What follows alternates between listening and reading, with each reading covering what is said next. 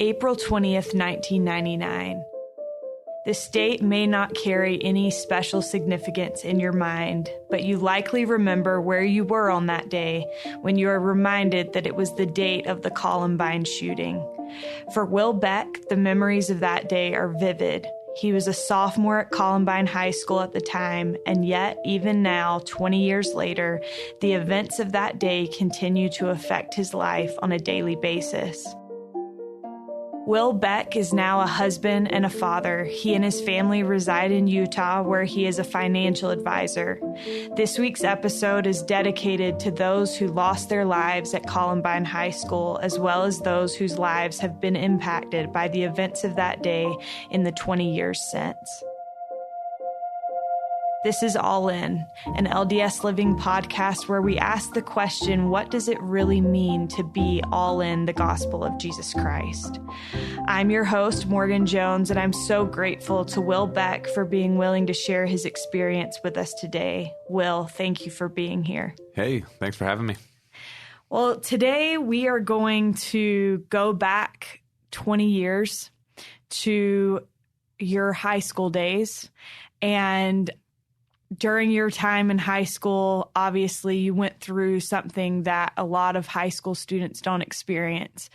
And so if you could, just as we get going this morning, walk me through your experience that morning at Columbine High School.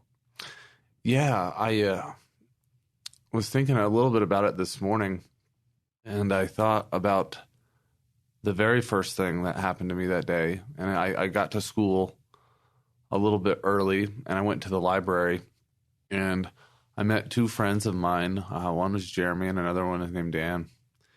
And I went, and we were just hanging out and talking, and I had at times been not the kindest kid to Dan. And I had just this feeling to apologize to him and ask for forgiveness for kind of being mean. And Dan was a kind of stereotypical, a little bit nerdy kid. And I just said, hey, man, I'm sorry for giving you a hard time. I hope we're cool. And Dan was just really great. And, man, sorry, no big deal, man. Don't worry about it. And I went on with my day, and I went to a class. I took a test in biology. I took a test in math. And then I had a class for English class, and we took a test on a book called The Cannery Row. And it was a essay test, and I finished it 10 minutes early or so, and had a feeling that I should just stop and say a prayer. And I don't pray in school all the time. I'm not, that guy, at least not then, and I just stopped, kind of put my head down on my desk, and just said a prayer, kind of gratitude, thanking Heavenly Father, and just kind of telling him I loved him. And then I, class, the bell rang, whatever. We got out, and I went to my friend's locker and met him there. And we met another friend, and then a group of four of us went outside and just started eating lunch. And we were eating lunch, and then within a moment or two, I heard firecrackers going off. And I was like, oh, man, this is going to be a senior prank. We need to go see what's happening. And so we stood up. We walked like 2 or 3 steps. And then around this corner, we saw on top of a hill, we were sitting outside for our lunch, and we saw the 2 shooters on top of the hill. And a kid who was probably 5 feet or so in front of me just dropped. And they shot him first in the knee. And he just started screaming. And they shot him again in the back. And it was like instantaneous that I had this kind of moment where I flashed to a year earlier. I was in a keyboarding class. And we saw on the news that there was a shooting in Portland, Oregon. I won't say his name, but he shot his school in Oregon. And I was like, wow, it's so crazy. That would never happen here. And I remember thinking that at that time, wow, this is actually happening here. And I saw like a really clear picture of the shooter smiling and kind of laughing as he was doing it. And I was like, I need to run. And so I ran inside the school. And one of the first people I saw when I got inside the school was a teacher named Dave Sanders. And he was that same keyboarding teacher that we were like, oh, that could never happen here. I was talking to him when I said it. And told him there's a shooting. And he starts warning people. And I run and I see a friend of mine who was getting ready to go outside. His name was Casey. And I said, hey, Casey, there's a shooting going on. Don't go, And he's like, BS, Will. I was like, slammed my hand down, and I got real mad. I was like, don't, there's a shooting. And he's like, okay. And so I grabbed him, and me and my other friends, we went and we're like, let's hide. Because these other shootings that had gone on were like 5 minutes maybe, And so it was over. So I was like, we'll just hide. When it's over, we'll come out and we'll be safe. And so I went to the bathroom behind the cafeteria. It was like not really one that was used a lot. It was just a lot of people didn't even know where it was. So I thought, hey, we'll be safe here. We went in, and I just, our whole group of guys were like standing on top of the toilet. We wanted nobody to see our feet if they came in. And there was like another stall with a bunch of other people in there. And so we're standing there. I was like, I need to pray. So I stopped and I said a prayer in my heart and just like, Heavenly Father, like, I'm so scared. Please help me get out of here. There was a bomb that went off while I was praying, and it just kind of like shook everything. And then I had a feeling, like the strongest feeling ever, that was like, get out. I was like, we need to go. And I started walking towards the bathroom door. And I will like define that moment as the scariest moment of my life. Like not even being next to the shooters was the scary. It was just walking out and not knowing what was out there, but feeling like I needed to go.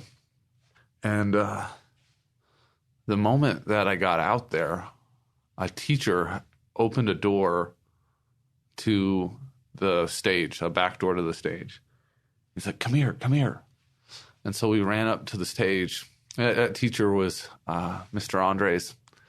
And, man, every time I see him, I'm like, man, you're my hero. You saved my life. We went up through that stage and went really slowly. You might think, like, in this moment, you'd be, like, running all fast and trying to, like, get out of there. But you just don't know what's around any door. Yeah. And so we just kind of like navigated up through the auditorium, and we went to the upstairs part of the school. We peeked out a door, and we actually heard more gunfire down the hall. So we just kind of zipped across the hall and then kept running, and eventually went to an apartment complex that was about a half mile down the road, and called my parents. Were like, hey, there's a shooting. Come pick us up, And so that was like my experience with the shooting. My teacher, Mr. Sanders, he helped clear out the cafeteria, and people will say like, Mr. Sanders is a hero, and he absolutely is. Saved a lot of lives. He went up a different way upstairs than I did, and when he had gone up there, the shooters had gone up there, but a different route, and he ran right into them, and they shot him. And while he was kind of trying to run away from them, and he ended up dying, and yeah, the other thing too is Dan Mauser, who I saw in the library that morning. That's one of those secret things that was like so tender for me, because he ended up dying too in the library. And just to be able to have that off my chest, and to be able to have that moment, and I was like, wow. It's like, of all the things, sometimes I feel like, did that really happen? Yeah. And I talked to my friend Jeremy, I'm like, that really happened, right? He's like, yeah. I was like, wow. It just blows my mind that, God would help me to talk that through and find that kind of forgiveness from him. Yeah. I think that's such a beautiful example of, I think God is so merciful And often he gives us opportunities to kind of take care of things before something where later we would look back and be like, man, I wish that I had done that differently. I think a lot of times it's like Heavenly Father, he kind of helps us in those moments to relieve us of like guilt or regret that we would feel later on. Will, what grade were you in? I was a sophomore. Okay. And how would you describe 10th grade Will? 10th grade Will had a good testimony of the gospel. He had a really good desire to be a righteous kid. He also wanted to be a cool kid. You know, I was athletic and I had some friends, you know, but it's just a time where you're in a lot of ways insecure. Yeah. I think that's pretty true of most 10th graders. Yeah. But I'm interested in that because what shift did you see or what changes in yourself did you see following the attack? Immediately, I saw myself care less and less about like important stuff and more trying to find like happiness. Right. You know, trying to spend more time with friends, do stuff, chase girls, just trying to find whatever I thought would make me happy. Yeah. And that was kind of a tough time. But the whole rest of my high school experience, I'd look at it and there was like beautiful, really happy moments. But my grades went down. Felt like my connection to God was like hit and miss, where there were times I felt so close. And then there were times where I felt like I was like running away a little bit and trying to find things on my own. And so it was, you know, kind of tough sometimes. Yeah. So when you look back on that day, April 20th, 1999, right? Mm-hmm. When you look back on that day in hindsight, obviously hindsight is 2020. But when you think about it, is there anything that you wish that you had done differently? We talked about being kind of freed of some regret. But is there anything that you wish that you had done differently? You know, there was a while where I thought maybe if I would have just hid behind that door instead of running and just waited for him. And then I tackled, you know, like been this hero and saved these lives. And, you know, you just wish you could do anything to stop these people from getting killed. And then you just have to accept that you don't have control. And there is nothing you could go back and change. You know, little things that I wish I could change would be, you know, just trying to be, you know, more close to God, more reliant on him when it happened. And I ultimately did get there. I wish I would have just done it sooner. Mm-hmm. When did you start to feel like you did kind of start to get there? When did things kind of start to shift and become more clear to you? Yeah, I went to BYU my freshman year before my mission. And I had some great friends who were really good examples who, you know, just helped me to be myself again and helped me to, you know, let my desire to be a good person, to be a righteous person come out. And, you know, I prepared for my mission and I, you know, was ready to be a missionary, but I was still kind of damaged in my heart. But going on my mission changed the whole course of the rest of my life. There's a scripture in Luke that talks about, you know, whosoever will lose his life for my sake shall find it. And I felt like when I gave up my life and put everything on hold to do what Christ wanted me to do, to proclaim his gospel to everyone that I saw, that I found it. And I found what it meant to be happy and to have joy. And I found who I was, who the Lord wanted me to be for the rest of my life. Yeah.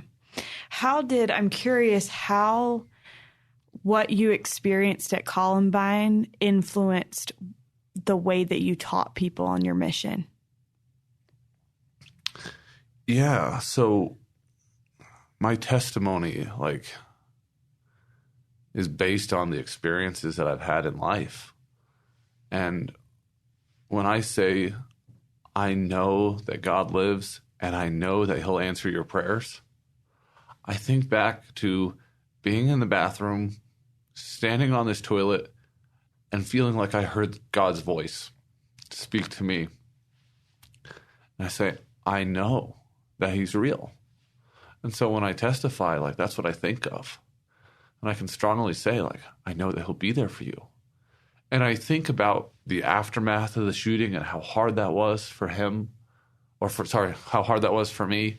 But when I turned to God, I always found peace.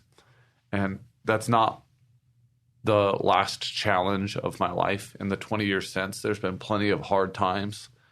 And in those hard times, I've been able to learn each time a little bit better how to handle it and how to go back to God and find peace. And so when I was on my mission, just being able to tell people, I know that you can be healed from whatever you're dealing with. Because I felt like I was, being healed. Not entirely at that time, but I felt like I was finding my peace. I want to touch on a couple things that you said. One, this idea of healing. And I imagine that it was a whole community trying to heal all at the same time.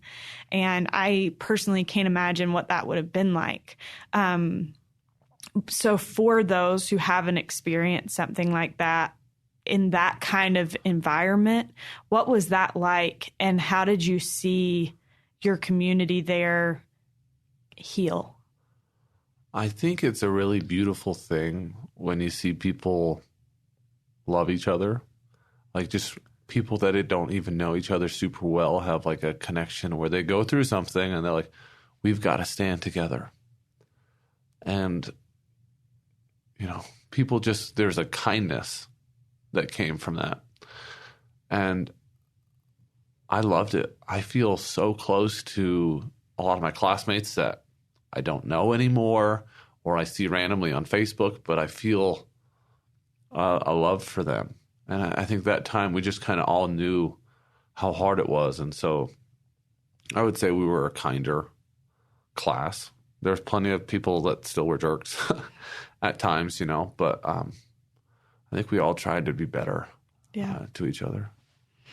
Another thing that I'm curious about, you mentioned that you've been through other hard things. And this is something that you and I talked about briefly previously, but this idea that you can go through something as hard as Columbine and then still experience other things that other people may view as kind of like run-of-the-mill trials, right? Mm-hmm. But that those things can be just as hard. Uh-huh. Can you talk or speak a little bit to that? Yeah. So when Columbine happened, when I'd talk to people or they'd meet me, they'd be like, I went to EFY, and they'd be like, oh, you were from Columbine? I was famous because of this tragedy. And my parents, when I was 18, 19, they separated and got divorced. And nobody ever reached out to me and was like, oh, you're famous, your parents got divorced. But for me, that trial was as painful as having the Columbine shooting. That might sound crazy to people, but it hurt, and it still hurts that, when I go home for Christmas, I'm not with my family as I want it. And it was its own form of pain that I had to get over for a long time. And, when I was on my mission and I talk about healing, I was healing as much from my parents getting divorced as I was from going through Columbine. And so I have an empathy for people that are going through trials, that your trial matters. Just because it's not a big one or a famous one, your pain can be just as real. Because a lot of times people are like, oh, I can't believe you went through that. I'm like, you've been through things too. It's just because the people haven't heard of them, they're still painful. Yeah. I think that reminds me of like the idea that, we have ideas in our minds of the worst sins, but that God doesn't view them in that way. And I think the same is true of trials. Like God doesn't have some hierarchy of the most painful trial. What have you learned, Will, in the 20 years since Columbine about grief? Yeah. I think grief kind of comes in waves and layers. And when you have something super bad happen to you, it is overwhelming. And the waves just cover your head and you're trying to survive. And for me, the important thing in that moment is to just find solid ground so that you can kind of just be stable and get through that initial moment. I think it's really easy to let go of good habits in hard times. And so that solid ground for me is going to the temple. It's reading your scriptures. It's praying. And just making sure that that's your foundation going through grief. And then just trying to keep that so that you can have the faith to fight it. Mm-hmm. And then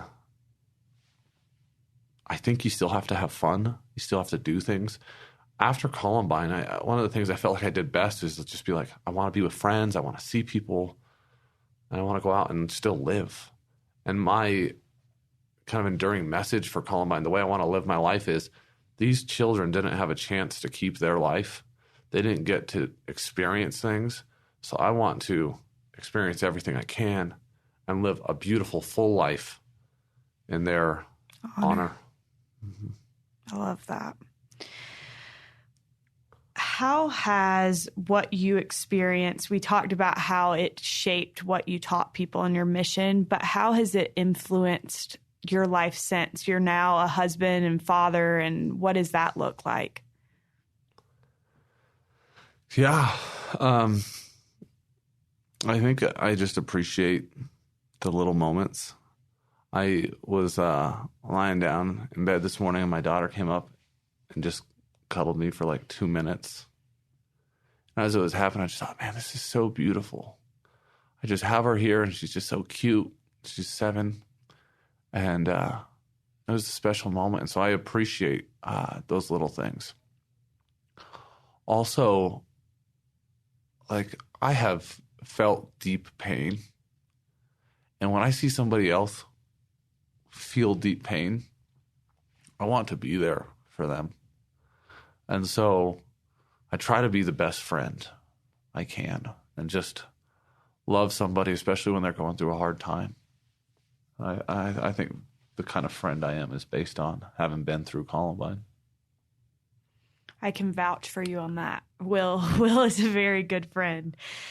There are some people who will say, and I think this is true of any time something really terrible happens, but there are people who will say, where was God that day at Columbine? How would you answer that? He was with us. I felt him when I was there. God doesn't force people to do anything. He doesn't control anyone. So if people want to be bad, he's going to allow them to be bad. But he's going to help people overcome. The whole gospel is about overcoming. It's having a challenge, having an obstacle, and then relying on God for help and, having him kind of carry you home, so to speak. 20 years have passed since Columbine, and when people, I think it's common for us, especially on these big number anniversaries, to look back and reflect on, where were you when you heard about that? When people look back on that day, especially this year, what do you hope they remember? That's a a tough question for me, because I think what people do remember is they remember just the shooting, and they think, well, this was the beginning of the end for schools and our society, and it kind of decaying, and look at all the violence that we have now. And that's sad to me, because I don't want to be remembered that way. But when I look at it, I think, why is our society falling apart? And for me, I feel like it all starts in the home, and it starts in the family. And you have kids that are leaving their homes that aren't feeling loved, and their parents may not be paying enough time to them, may not be focusing on them. You know, I think our society's suffering from focusing on the wrong things, focusing on materialism, and everyone's on this like journey to find happiness. And I think society as a whole is really looking in the wrong place right now. And I hope when people look at it, maybe it would spark them to say, hey, let's get back to what matters. Just spending time with your family, enjoying being with your kids, because that may not always be there. Just enjoy what you have and be grateful for it. Absolutely. One thought that just came to me, Will, you mentioned that there have been a lot of other incidences of violence in schools and similar situations since Columbine. If you were to talk to, and I know I interviewed one of the girls that was involved, that was a victim of the Parkland shooting. If you were to talk to one of those kids, let's say one of the Latter-day Saint kids that was there at Parkland, what advice would you give them about how to move on and move forward? First, I would just want to give them a big hug. Just tell them, I love you. I have been where you're at. I know how you feel. And it's horrible. And nothing can change that. Nothing can take it away immediately, right? Don't feel bad for feeling bad. But just take it a day at a time and try to make each day a little bit better than the others. And Christ will lift the burden from you if you give it to him. It's hard. It's not an immediate magical thing. But if you keep going and you're finding ways to serve other people and make your life about giving to God and giving him your life, then I really believe that he will make yours better and help you find happiness. I actually, there's one Parkland student that I talked to a little bit here and there, and they just had their 1-year anniversary. I was talking to her and just trying to tell her, like, hey, there's a large group of people who are praying for you and just want you to be okay, and just, keep going, keep living life. Like, don't quit. I think it's easy to feel like, I should stop doing whatever. But if you keep living, life gets better. How would you say, Will, that the gospel has given you resources and tools to be able to feel that way now, to look back and say, that was really hard, but things gradually got better? What role did the gospel play in that? Immediately after the shooting, it was like 4 or 5 days before we had seminary again. And, but we had a seminary class at the church, and it was like during the middle of the day. It was like 11 o'clock, and we didn't have school yet, but we were studying Doctrine and Covenants that year, and just happened to be on section 121 and 122. And that's where Joseph Smith is in Liberty Jail, and he's feeling like the Lord has just kind of in some way like abandoned him, that he's hiding from him. And, just to have the comfort of knowing and having that lesson immediately, and just knowing, hey, like the Lord is here for us, and that these challenges that we're going through are going to make us stronger. It was an immediate, boost to life. Like, hey, we are supposed to have this lesson now, and that we can have Columbine be a strong point in our life, And I don't want to make it like it was just like I was immediately, okay, the gospel fixed me. It was a long journey. It was like 6 years before I felt like, man, I am a whole 100% person. And that's what I told my friend in Parkland, like, because she's like, how long did you feel till you were normal again? It's like, oh, it's a long time. And, but you just got to keep going and the Lord will get you there. You know, you have hard times, you just don't quit. And the gospel has been everything for my life. I know, like my testimony as a Book of Mormon, you could tell me, like, why do you know it's true? Well, when I read it every day, it makes every day feel better. And that's, you know, whether it's a scientific method or not, it works. And it helps me to just know that it's true. And all those pieces of the gospel, from living them, I found, hey, these have worked for me. And so that's why I have it be my rock. Yeah. That leads us perfectly, I think, into my last question, which is, what does it mean for you, Will, to be all in the gospel of Jesus Christ? Being all in is doing it the right way. The gospel works best when you're all in. If you're kind of halfway in with the gospel, you don't get all of the blessings for keeping all of the commandments. But when you're 100% committed to Christ, you're just getting these blessings that naturally come from doing the right thing. Now, nobody's going to be perfect, but you have to have your heart be, I'm going to do everything I can. And there's little things, there's little places where you can slip up. And if you say, that's a little thing, I can do that the right way, even though it might feel like it doesn't matter, or I don't need to do this, and you just do it.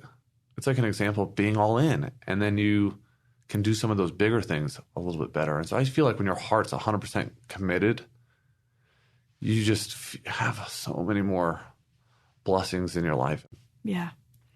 I think it's kind of interesting because there in your answer, you talked about like we may view something as a little thing, but when we try to do the little things right, we're becoming more like Christ. And I think kind of bringing this full circle, in the beginning, you told that story about asking for forgiveness. And it may, to some people, have seemed like on an ordinary day, a very little thing. But in reality, it turned out to be a very big thing. And I think that that's often how our efforts to live the gospel, whether it's asking for forgiveness or reading our scriptures or saying a quick prayer before we run out the door, may seem to be a very little thing. But in the end, those little things add up to be very big things. And so, Will, thank you so much for sharing your experience and for being willing to share your testimony with us. We really, really appreciate it. Thanks for having me. It's a hard thing for me to share my story, but I want it to be out there. I want people to know that God is real and that he will send his love to you at your hardest time, and he'll be there for you. Thank you. Thank you all so much for listening. To find more episodes of All In, look us up on iTunes, Spotify, Bookshelf Plus, or by visiting ldsliving.com/podcasts. And please don't forget to tell your friends and family about our podcast and to leave us a rating or a review on iTunes. We'll look forward to being with you again next week. Thanks so much.